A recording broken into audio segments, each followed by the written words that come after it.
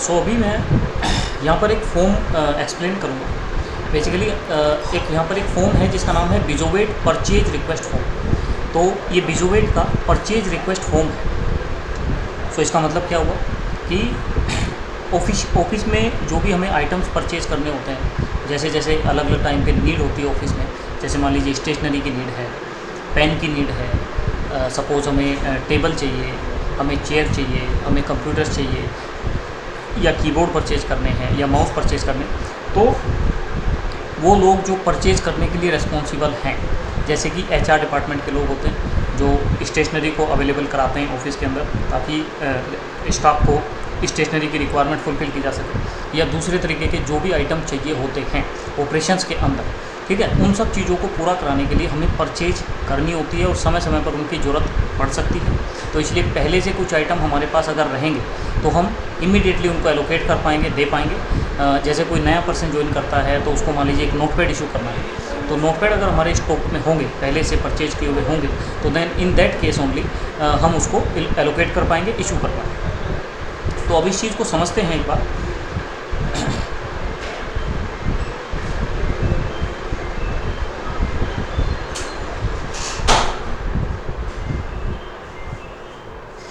तो इसमें मैं आपको इसमें पॉइंट बाय पॉइंट बताता हूँ।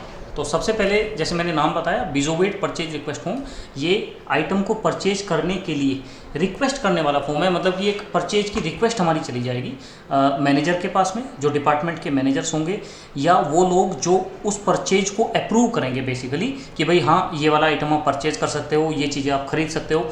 इसको लेकर के हमने ये फॉर्म बनाया है और इस फॉर्म के थ्रू आप वो परचेज की रिक्वेस्ट सबमिट कर दोगे एक्चुअली, ठीक है।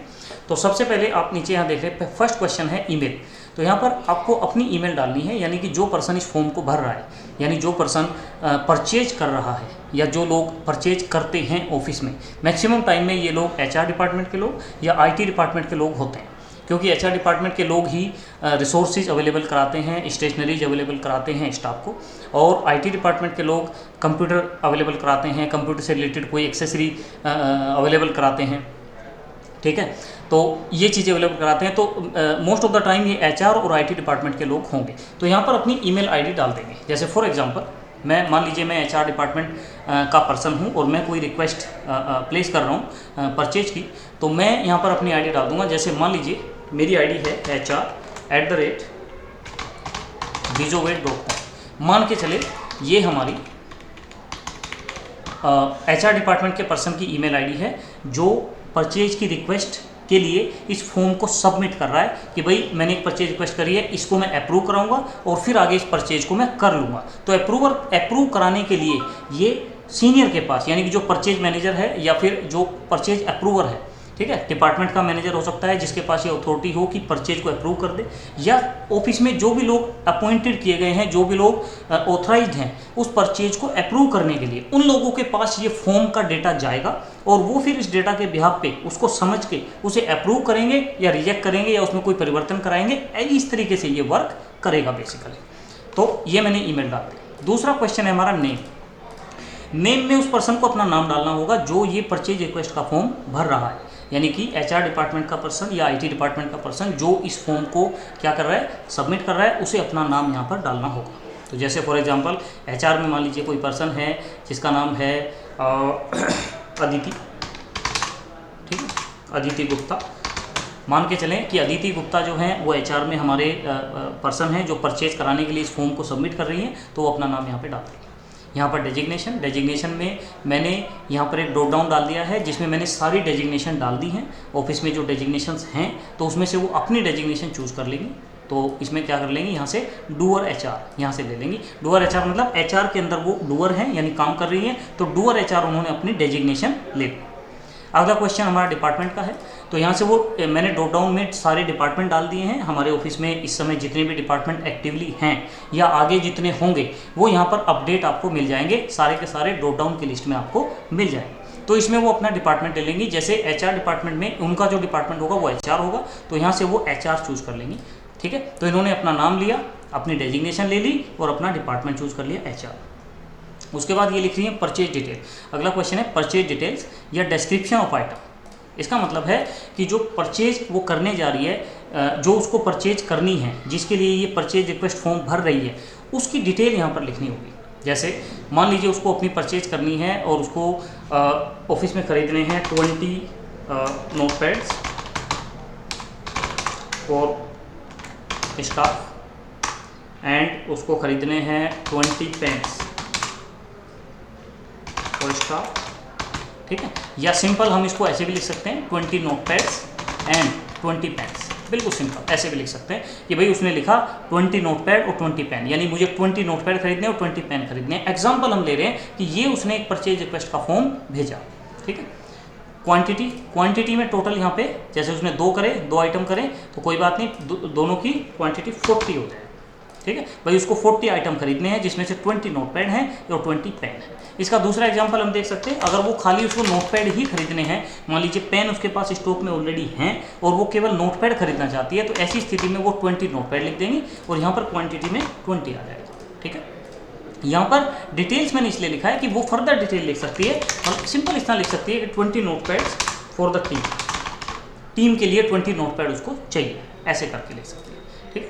तीसरा एग्जाम्पल हम देख लेते हैं, कोई और एग्जाम्पल। मान लीजिए उसको खरीदना है भाई ऑफिस में, उसको चेयर मंगवानी है एग्जाम्पल, तो उसको मान लीजिए एग्जाम्पल 3 चेयर मंगवानी है, तो लिख सकती है 3 चेयर फॉर अपकमिंग स्टाफ, ठीक है। ऐसे लिख सकती है कि भाई 3 चेयर मुझे चाहिए, जो स्टाफ आने वाला है उनके लिए मुझे परचेज करनी है, तो यहाँ पर क्वांटिटी में 3 आ जाएगा। So these are 3 different situation. मान के चलो हम यही चीज़ यहाँ पर डाल देते हैं 3 चेयर्स फॉर अपकमिंग स्टाफ, यानी आने वाले स्टाफ के लिए 3 चेयर उनको परचेज करनी है, तो क्वांटिटी वाले क्वेश्चन में उनकी क्वांटिटी डाल देगी कितनी उनको चाहिए। आगे बढ़ते हैं।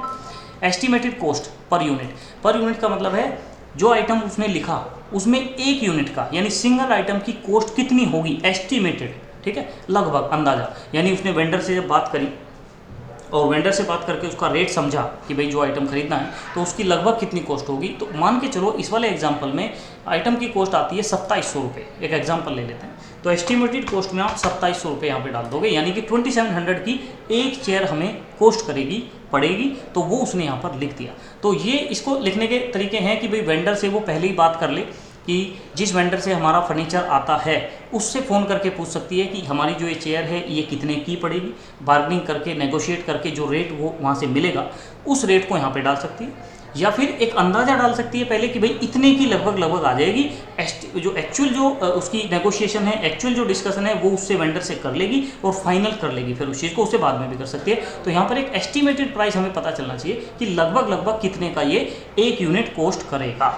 ऐसे नोटपैड के केस में उनको पता ही होता है कि एक नोटपैड लगभग 20 रुपये का कॉस्ट करेगा या 25 का करेगा, तो उस केस में 20 या 25 वो यहाँ पर लिख देंगे। आगे बढ़ते हैं। टोटल एस्टिमेटेड कॉस्ट, टोटल का मतलब टोटल कॉस्ट बतानी है कि एस्टिमेटेड टोटल कितनी कॉस्ट होगी इस परचेज में जो खर्च होगी, यानी ये जो परचेज होगी इस परचेज में टोटल कितने पैसे लगेंगे, टोटल कॉस्ट क्या होगी इसकी वो निकालनी। तो उसका बिल्कुल सिंपल तरीका है, जब यहाँ पे पर यूनिट हमने पता कर लिया 2700 और यहाँ पर कितनी क्वांटिटी है 3 है, तो 2700 इंटू 3 यानी 2700 को 3 से मल्टीप्लाई करेंगे तो 8100 आ जाएगा, 8100। इसका मतलब 8100 रुपये इसकी टोटल एस्टिमेटेड कॉस्ट होगी, यानी एस्टिमेटेड जो पैसा लगेगा वो 8100 रुपये लगेगा। अगला क्वेश्चन देखते हैं, परचेज प्रायोरिटी, यानी ये जो परचेज करने जा रही हैं उसकी प्रायोरिटी क्या है, यानी वो कितना ज़रूरी है, कितनी जल्दी वो परचेज चाहिए।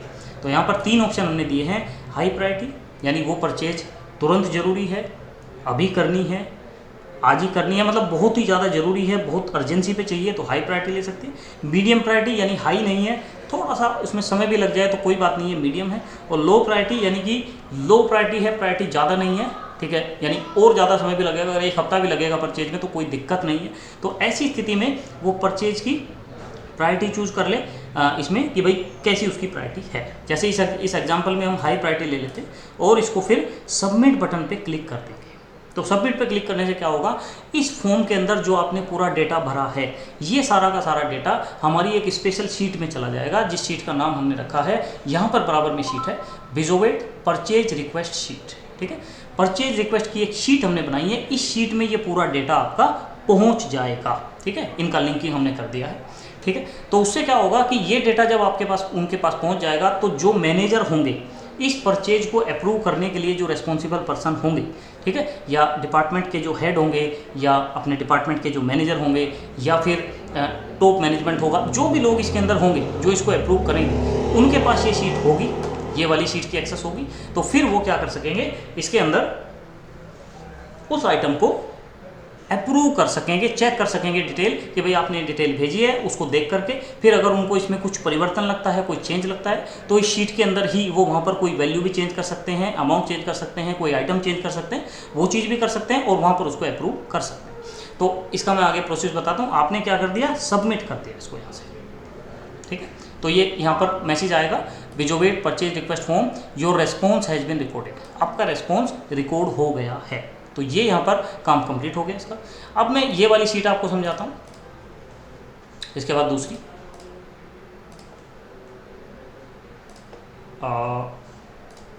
ठीक है, ये वाली शीट मैं बता देता हूँ, दूसरे वाली परचेज रिक्वेस्ट, इसके वाली।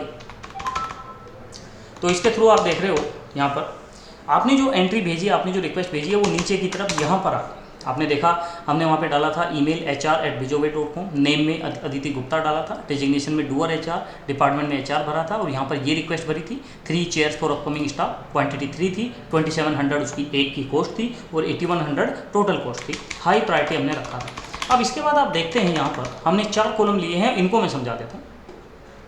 पहला कॉलम है अप्रूवर नेम, यानी कि जो इस पर्टिकुलर रिक्वेस्ट को जो पर्सन अप्रूव कर रहे हैं, यानी कि जिनको इसे अप्रूव करना है, वो यहाँ पर अपना नाम चूज करेंगे, ठीक है। जो लोग अप्रूव करने के लिए ऑथराइज्ड हैं, अगर हम डिपार्टमेंट में किसी को ऑथराइज करते हैं परचेज की रिक्वेस्ट को अप्रूव करने के लिए, तो वो यहाँ पर अपना नाम लेंगे, हम इस ड्रॉप डाउन में उसका नाम ऐड कर देंगे।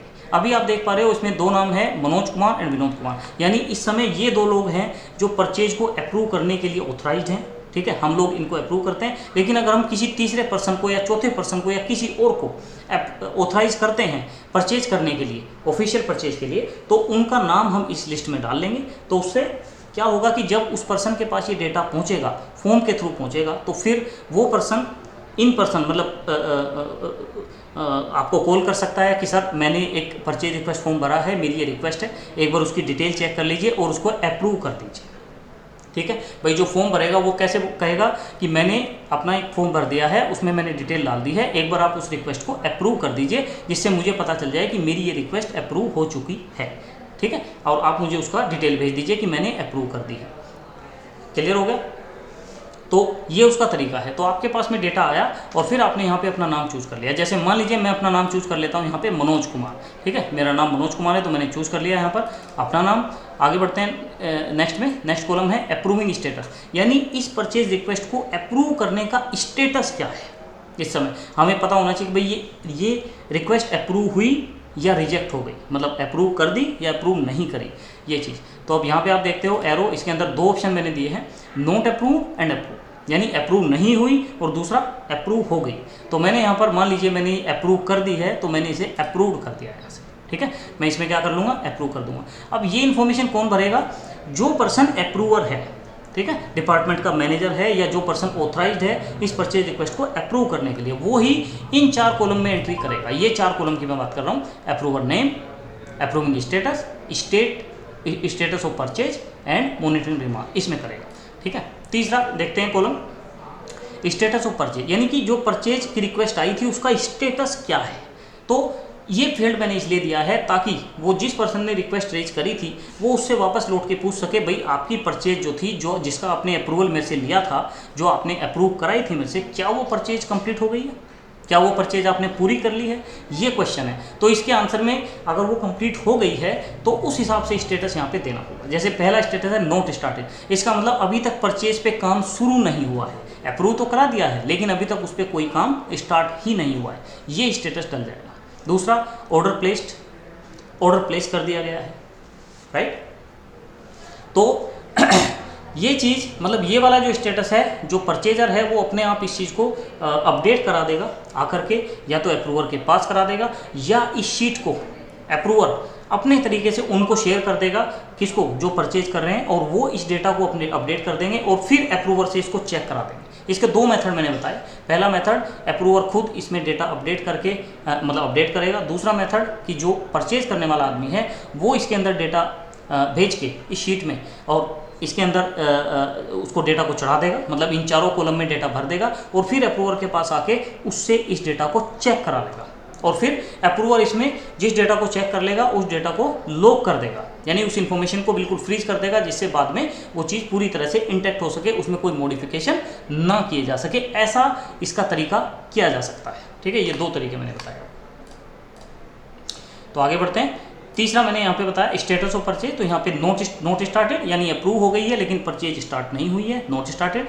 ऑर्डर प्लेस्ड यानी कि परचेज का ऑर्डर हमने प्लेस कर दिया है, वेंडर के साथ हमने रेट फाइनल कर लिया, आइटम की क्वालिटी फाइंड कर ली, आइटम क्वांटिटी फाइनल कर दी, सब कुछ फाइनल कर दिया और ऑर्डर हमने प्लेस कर दिया। उस केस में ये स्टेटस चूज कर लोगे। इन ट्रांजिट यानी कि ऑर्डर रास्ते में है, अभी चला हुआ है वहाँ से लेकिन हमारे पास नहीं पहुँचा है, ऐसी स्थिति में इन ट्रांजिट ले लोगे। रिसीव यानी कि परचेज हो गई है और आइटम रिसीव हो चुका है, हमारे यहाँ आ चुका है आइटम, तो रिसीव ले लोगे। बिल सबमिटेड यानी कि बिल सबमिट हो गया यानी आइटम रिसीव भी हो गया है और उसका बिल जो है आगे हमने सबमिट कर दिया अकाउंट डिपार्टमेंट को। ठीक है, बिल उसका भेज दिया अकाउंट डिपार्टमेंट को, तो बिल सबमिटेड आ जाए। क्लोज का मतलब परचेज कंप्लीट हो गई है पूरी तरह से, तो उसे क्लोज कर दोगे, यानी कि परचेज वाला काम कंप्लीट हो गया, बिल भी अकाउंट को दे दिया, अकाउंट में बिल चढ़ चुका है, सब कुछ हो गया है, तो इसमें क्लोज वाला स्टेटस आ जाएगा। जैसे इस वाले केस में अगर मैं कहूँगा ये अप्रूव हो गई और नोट स्टार्टेड यानी अभी तक शुरू नहीं हुई है। और आगे मॉनिटरिंग रिमार्क, यहाँ पे मैंने एक कॉलम दिया है जिससे आप खुद यानी जो मैनेजर्स हैं, जो अप्रूवर हैं, वो यहाँ पे अपना एक रिमार्क डाल सके कि ये पूरी डिटेल क्या मेरे द्वारा चेक की गई है, क्या मैंने पूरी डिटेल अपने आप चेक करी है थोरोली कंप्लीट। तो यहाँ पर वो अपना ले सकते हैं, यहाँ से चूज करके लिख सकते हैं। जैसे मैंने लिखा चेक बाय मनोज, यानी ये पूरी इन्फॉर्मेशन मेरे द्वारा चेकड है, मैंने चेक कर ली है, तो ये स्टेटस ले सकते हैं। तो इस तरीके से आपने दो चीज़ें आज समझी, ये फॉर्म समझा और ये शीट समझी कि भाई इस शीट के अंदर जो डेटा हमारा आएगा उसमें अप्रूवर किस तरीके से काम करेगा और जो रिक्वेस्ट कर रहा है परचेज के लिए वो किस तरीके से फंक्शन करेगा। तो ये दो चीज़ हमने यहाँ पर आज क्लियर कर ली। ठीक है।